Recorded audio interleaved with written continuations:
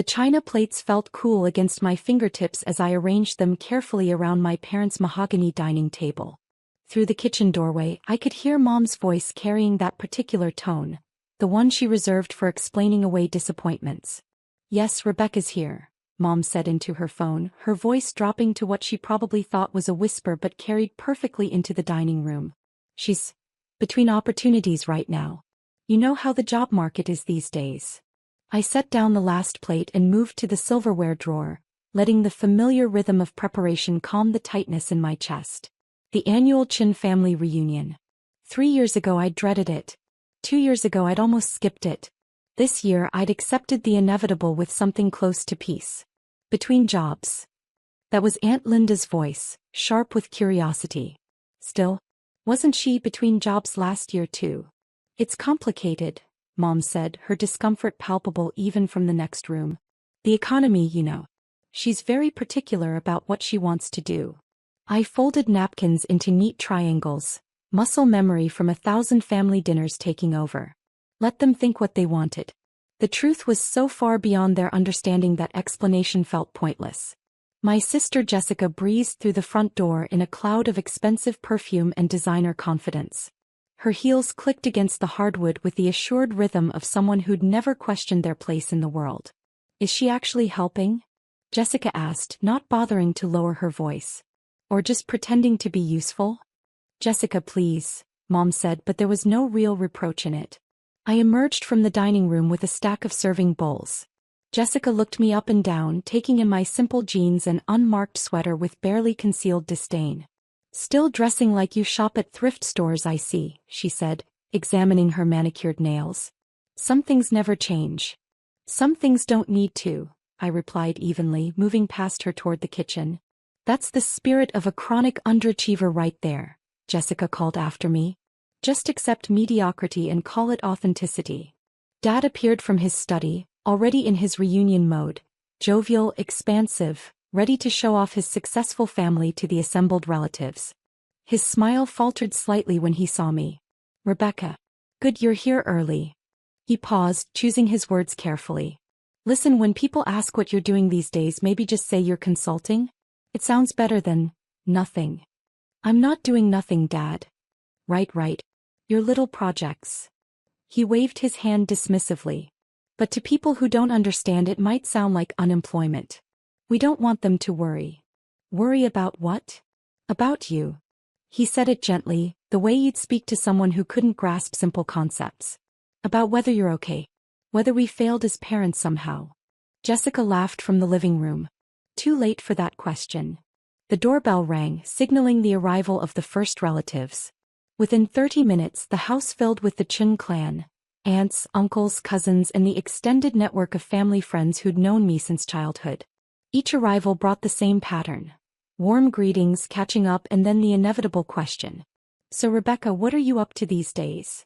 And each time before I could answer, someone else would jump in. "She's taking some time to figure things out," Mom would say. "Still exploring her options," Dad would add. "Between opportunities" became the recurring euphemism. I watched Jessica work the room like a campaign event, her recent promotion to senior marketing director at a major firm serving as her conversation centerpiece. She'd position herself near me deliberately, creating contrast. "It's such a demanding role," Jessica was telling Uncle Robert and Aunt Mary.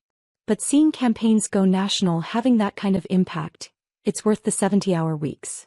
She glanced at me. "Though I suppose not everyone's cut out for that kind of pressure." "Rebecca always was more low-key," Uncle Robert said diplomatically.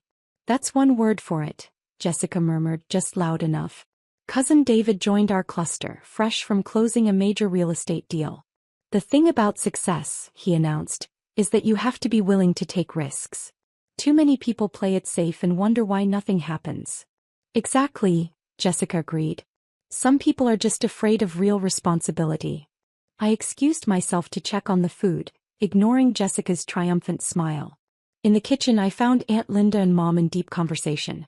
"Have you thought about suggesting something concrete?" Aunt Linda was saying. "Even just part-time retail to start? It would give her structure." "We've tried," Mom said wearily. "She just talks about her work, but nothing ever seems to come of it." I think she might be depressed. Oh, honey. Aunt Linda touched Mom's arm sympathetically. That's so hard. Has she seen someone? She won't admit there's a problem. I cleared my throat and they both jumped slightly. The pity in their eyes was worse than Jessica's contempt. Rebecca. We were just discussing my apparent psychological crisis. I finished, opening the oven to check the roast. I heard. We're worried about you, Mom said, her voice catching. It's been 3 years since you left that job and you haven't, you're not. Not what you expected, I supplied. I know. Back in the living room, the reunion was in full swing. Jessica had gathered an audience for what was clearly going to be another performance. The thing is, she was saying, in my position I network with incredible people. Just last week I had lunch with a Forbes 30 Under 30 recipient. Now that's the kind of company successful people keep. Jessica's always been ambitious, Aunt Mary said proudly. Not everyone has that drive. Some people are followers, some are leaders, Cousin David added. Nothing wrong with being ordinary. I sat down on the periphery of the group, content to let the conversation flow around me. Let them have this. What did it cost me really to be their cautionary tale? Where's Rebecca working now? This from Uncle James, who just arrived. The room went quiet for a beat. Jessica's smile turned sharp. Rebecca's on a bit of a sabbatical, Dad said carefully, taking time to reassess her goals. For 3 years. Uncle James looked genuinely concerned. Some people are late bloomers, Jessica said sweetly. Though at 32, you do have to wonder when the blooming starts. Laughter rippled through the group, not quite cruel but not quite kind either. At least she helps with family events, Mom said, trying to find something positive. She's very good at setting tables. More laughter, gentler this time but somehow worse for its sympathy. Cousin David leaned back in his chair, warming to the topic. You know what Rebecca's problem is? No vision. Success requires seeing the big picture, taking strategic risks. Some people just think too small. Or don't think about career at all, Jessica added. Some people are content just existing. Nothing wrong with simple living, Aunt Linda offered, but it sounded like consolation for a terminal diagnosis. The conversation moved on, but the damage was done. I was the official family failure, the cautionary tale, the proof that potential didn't guarantee results. They'd assigned me that role and nothing I could say would change the narrative they'd constructed. Dinner was announced and we all migrated to the dining room, the same room where I'd laid out those plates hours ago. I ended up seated between Aunt Mary and Uncle Robert, both of whom treated me with the careful kindness reserved for the fragile.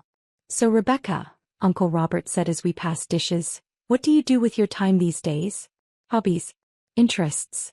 I work actually. Jessica snorted from across the table. On what? Your imaginary projects. I consult, I said simply. Consult. Jessica drew out the word mockingly. On what exactly? How to avoid employment. Jessica, Dad said, but his tone lacked conviction. No, I'm serious, Jessica continued. If Rebecca's working, why does she never talk about it? Why are there no business cards, no website, no evidence of this mysterious career? Some work doesn't require flashy marketing, I said quietly. Convenient excuse. Jessica turned to the table at large. Isn't that what all unemployed people say? That they're consulting or between opportunities? It's code for I gave up. That seems harsh, Aunt Mary said, but she was looking at me with that pitying expression again. Is it harsh to tell the truth? Jessica shot back. Look, I love my sister. But at some point we have to stop enabling this fantasy that she's got some secret successful life. She's unemployed. She has been for years. And the longer we all pretend otherwise, the longer she stays stuck. The table went silent. All eyes turned to me, waiting for a defense, a breakdown, something. I took a sip of water. May I have the potatoes, please? Jessica threw up her hands. See? This is what I mean. No ambition. No fight. No nothing. Dad changed the subject to Uncle James's new boat, and dinner proceeded with forced normalcy. But I'd been categorized now, officially filed under family concern with a side of disappointing child. After dinner, while I was clearing plates, I overheard Cousin David talking to a group in the living room. The economy's tough, sure, he was saying, but winners find a way. They network, they hustle, they make things happen. The people who fail are the ones who give up and make excuses. Rebecca's not even making excuses anymore, Jessica added. She's just accepted being a loser. Don't use that word, Mom said but weakly. What word should I use? Underachiever? Unmotivated? Face it, Mom. Some kids just don't turn out the way you hope. I loaded the dishwasher methodically, letting the voices fade to background noise. They needed this narrative. Jessica needed to be the successful daughter. My parents needed to explain away their confusion about me. The extended family needed a cautionary tale for their own children. What they didn't need was the truth. Aunt Mary found me in the kitchen, her face creased with concern. Rebecca, honey, can we talk? Of course. I want you to know that we don't judge you.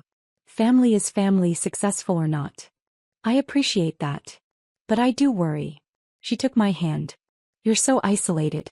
No career, no social life that we can see. It's not healthy. Have you thought about talking to someone? There are therapists who specialize in. I'm fine, Aunt Mary. Really? But you're not, sweetie. You're not fine. You're alone and unemployed and hiding from the world. Her eyes welled with tears. We just want to help you. Before I could respond, Aunt Linda rushed into the kitchen, her face flushed with excitement. Turn on the TV, she practically shouted. Living room now. Everyone. The urgency in her voice pulled us all toward the living room. Uncle James already had the TV on, flipping through channels until he landed on CNN. The familiar news desk came into view and then, my face. Not a small photo. A full-screen image of me standing in front of the United Nations building, flanked by world leaders and humanitarian organization heads. Unprecedented achievement, the anchor was saying. At just 32 years old, Dr. Rebecca Chin has revolutionized global health infrastructure in developing nations, creating sustainable systems that have provided clean water and medical access to over 50 million people across 3 continents. The room went completely silent. The screen shifted to footage I recognized from 6 months ago. The opening of the water treatment facility in sub-Saharan Africa that had taken 2 years to develop and implement. Her innovative approach, the anchor continued, combines advanced filtration technology with community-driven maintenance programs, ensuring long-term sustainability without creating dependency on foreign aid. Another image flashed up, me shaking hands with the Secretary General of the UN.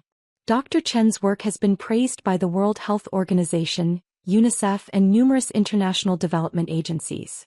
Her foundation, operating on what she calls radical transparency, publishes all financial data and outcome metrics publicly, setting a new standard for nonprofit accountability. Jessica made a small, strangled sound.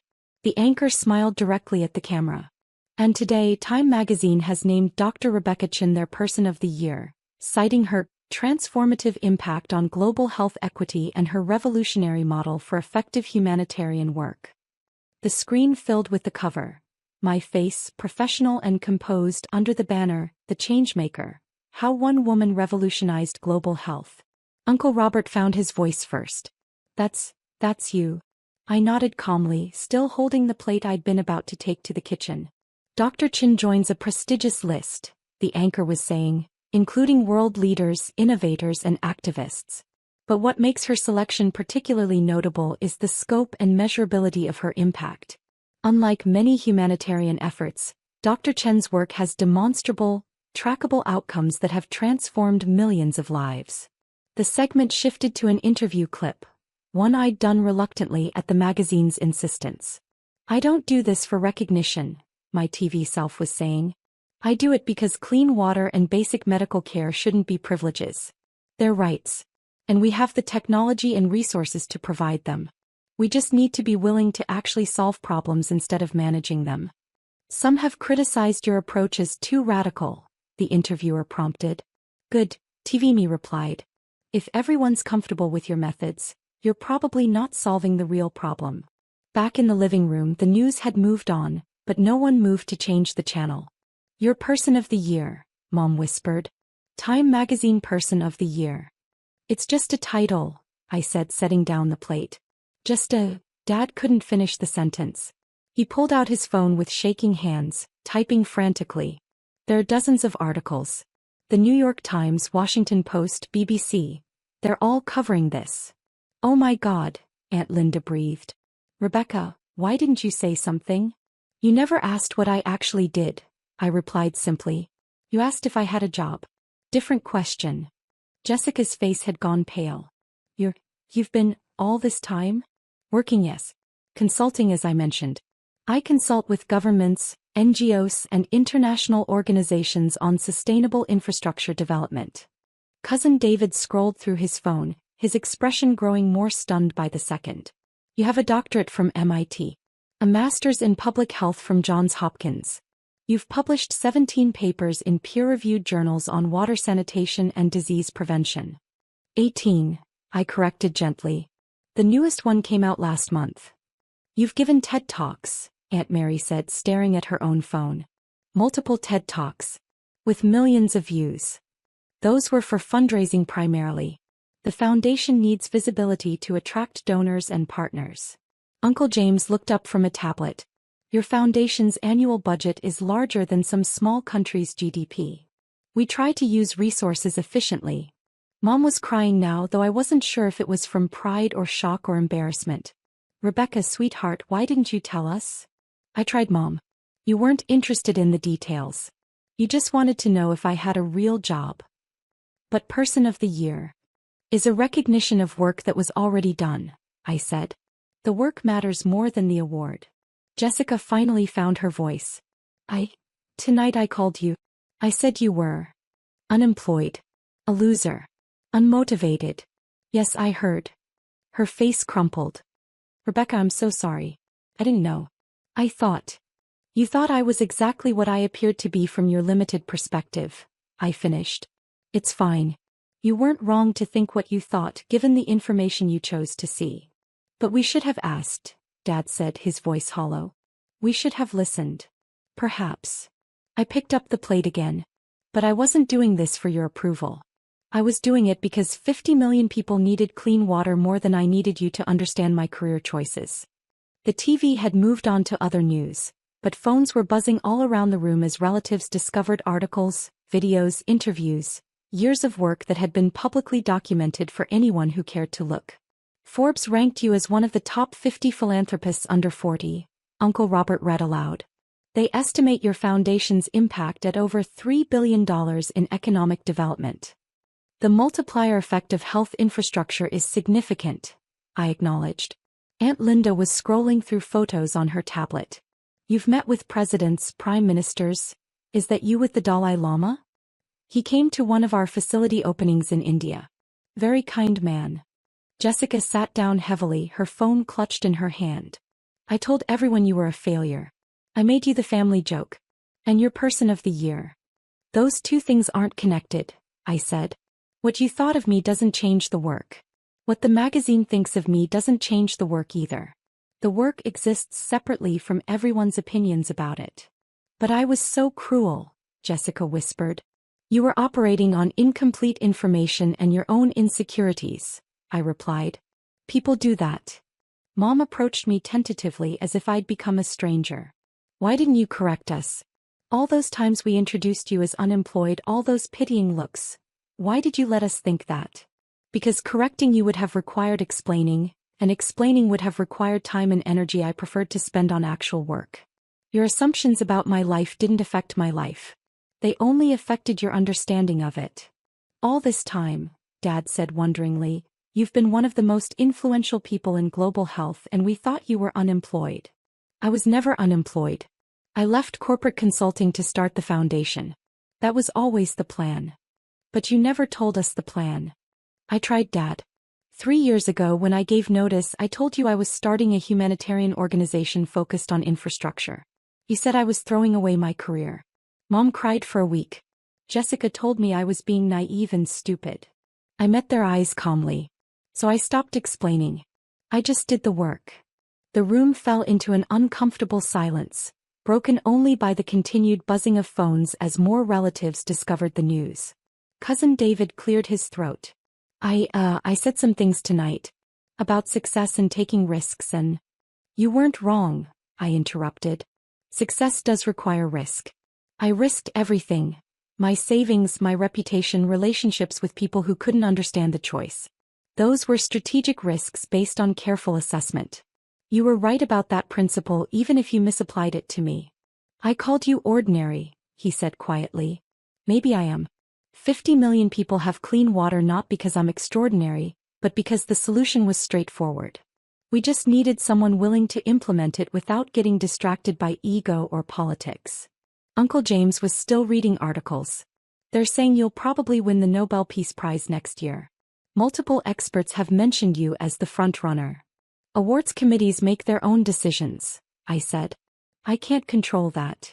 Can't control, Jessica laughed, a slightly hysterical edge to it. Rebecca, you're going to win a Nobel Prize and you're acting like it's no big deal. It's a big deal to the Nobel Committee. To me, it's a distraction from the work. I gestured around the room. Like this. This whole evening has been about your perception of success versus reality. But the reality is the same whether you understand it or not. 50 million people had their lives improved. That happened regardless of what you thought of me. But we should have known, Mom insisted, tears streaming freely now. We're your family. We should have supported you. You supported the version of me you could understand, I replied. I don't fault you for that. Understanding requires interest and effort, and you weren't interested in the details of international development work. You wanted me to have a recognizable career. When I didn't, you categorized me as failed and moved on. Aunt Mary was crying too now. I told you to get therapy. I said you were depressed and hiding from the world. I am hiding from the world, I agreed. From this world where success is measured by job titles and social media presence. I prefer the world where success is measured by water quality tests and infant mortality rates. The front door opened and more relatives arrived, late arrivals who hadn't been there for dinner. Aunt Linda immediately thrust her phone at them. Look, Rebecca's Person of the Year. The new arrivals went through their own version of shock and disbelief, pulling up articles and videos, trying to reconcile the quiet woman in jeans with the global humanitarian leader on their screens. Uncle Chin, the family patriarch, arrived last. At 83, he'd seen generations of family drama with philosophical detachment. He looked at me, then at the assembled relatives with their phones, then at the TV still displaying news coverage. Let me guess, he said dryly. You all spent the evening telling Rebecca she was a failure, and now you've discovered she's more successful than everyone here combined? Uncle Chin, Dad started. Don't. The old man waved his hand dismissively. I saw this coming 3 years ago. Rebecca has her grandmother's eyes. That woman rebuilt a village after the war with nothing but determination and intelligence. I knew Rebecca would do something similar. He approached me, his weathered face creasing into a smile. Person of the Year. Your grandmother would be proud. Thank you, Uncle Chin. Though I suspect you don't care much about the title. The title helps with fundraising, I admitted. Donors like supporting award-winning organizations. So in that sense it's useful. He laughed, a deep rumbling sound. Always practical. Yes, very much like your grandmother. He turned to the room at large. You want to know why you didn't see this? Because you were looking at Rebecca and seeing your own definitions of success. You wanted her to fit your understanding of achievement. She refused to shrink herself to match your limited vision. We just wanted her to be happy, Mom protested weakly. She is happy, Uncle Chin replied. She's just happy doing things you didn't value enough to notice. Jessica had been silent for several minutes, scrolling through article after article. There are profiles of you in every major publication. Forbes, Fortune, The Economist. They all call you a visionary. They call me what serves their narrative, I said. I'm not a visionary. I'm a problem solver who happened to solve a big problem. You've been invited to speak at the World Economic Forum, Cousin David read. You turned them down. 4 times, I confirmed. Those conferences are where people talk about solving problems. I prefer to spend that time actually solving them. Aunt Linda approached tentatively. Rebecca, I need to apologize. I was so condescending, so presumptuous. You were concerned, I interrupted. Misguided but concerned. I don't hold it against you. But I treated you like a charity case. You are a case for charity, Uncle Chin interjected. Just not the kind you thought. Rebecca showed you charity by not embarrassing you with the truth until you forced the issue. The evening devolved into a strange reception where relatives who'd pitied me hours ago now tried to process their whiplash. Some apologized profusely. Others tried to claim they'd always known I was destined for greatness. A few, like Uncle Chin, simply accepted the revelation and moved forward. Jessica cornered me in the kitchen while I was finally washing those dishes. "I don't know what to say," she began. "Then don't say anything," I suggested gently. "I built my entire identity around being the successful daughter. And it turns out I'm not even close to your level. We're not in competition, Jessica. Aren't we? Wasn't that the whole point of tonight? You letting me mock you, letting everyone pity you, and then revealing your person of the fucking year." "The point of tonight," I said carefully, "was having dinner with family. The time announcement happened to coincide with the reunion. I didn't plan some dramatic reveal. But you could have told us before. You could have prevented all of this." "Prevented what? You being honest about your opinions? Everyone revealing how they really saw me." I dried a plate slowly. "This wasn't punishment, Jessica. This was just reality. You thought I was a failure because that's what you needed to think to feel successful. The magazine naming me Person of the Year doesn't change who I've been for the last 3 years. It just changes your perception." He was crying now, makeup running. "I'm so ashamed." "Don't be. Be curious instead." I handed her a dish towel. "Be curious about why you needed me to be less than you. Be curious about what success actually means beyond titles and salaries. Be curious about what you might be missing when you judge people by surface appearances." "How are you so calm about this?" "Because I knew who I was before tonight and I'll know who I am tomorrow. External validation doesn't change that." I glanced at her. "Does it change you?" He thought about that. "I don't know. Maybe it should." Later, as the reunion was winding down, various relatives approached with requests. Could I get them into exclusive events, introduce them to important people, help with their causes? I deflected politely, offering foundation contacts for legitimate charitable interests but maintaining firm boundaries. Mom found me putting on my coat to leave. "Don't go yet," she pleaded. "We need to talk about this properly. We just did for 3 hours. But I still don't understand. Why hide this from us?" "I didn't hide it, Mom. It was all public information. Multiple articles, speeches, the foundation website. It was all there for anyone who wanted to look. You just never looked because you'd already decided what my story was." "That's not fair." "It's completely fair," I said, not unkindly. "You wanted me to have a conventional career you could brag about to relatives. When I chose differently, you stopped listening. You're not unusual in that. Most people do the same thing." Dad joined us in the foyer. "What happens now?" "Now I go home, prep for tomorrow's video conference with the Kenyan Health Ministry and continue my work. Same as always." "But everything's changed," he insisted. "Nothing has changed except your awareness. The work was happening before tonight. It'll happen after tonight. Your understanding of it is irrelevant to its existence." "That's harsh, Rebecca." "It's honest."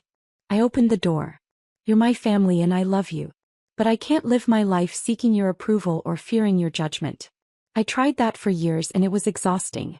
So I stopped. I chose the work over your comfort. That was the right choice for me and for the 50 million people who benefited from it." "When can we see you again?" Mom asked, her voice small. "Next reunion probably.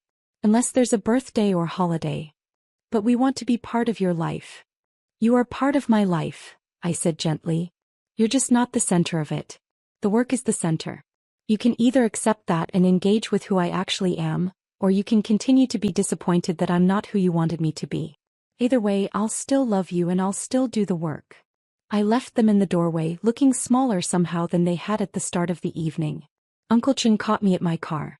"You handled that well," he said. "Did I? I feel like I broke something tonight." "You broke their comfortable illusions. That needed breaking." He patted my shoulder. "Your grandmother used to say, the people who love you for who they think you are will struggle when they meet who you actually are. Tonight they met you. Give them time to adjust. And if they don't adjust? Then you continue being who you are and they continue being who they are and you love each other from that honest distance." He smiled. "It's not ideal but it's real. And real is better than pretend." I drove home through quiet streets, my phone buzzing periodically with messages from relatives. Some apologetic, some congratulatory, some confused. I'd answer them eventually in my own time, with the same patient honesty I'd shown tonight. The work would continue. It always did. Tomorrow there would be meetings about the sanitation project in Bangladesh, grant applications for the medical access program in rural India, and follow-up data from the water systems in Ethiopia. None of that changed based on magazine covers or family opinions. But tonight had clarified something I'd suspected for years. Validation from others was irrelevant to doing meaningful work. Whether my family understood or approved, whether magazines awarded titles or critics dismissed efforts, the work existed independently of all that noise. 50 million people had clean water because I'd chosen to solve a problem rather than manage perceptions. That would remain true whether Time magazine named me Person of the Year or whether my family thought I was unemployed. The work was the point. It always had been. Everything else was just commentary.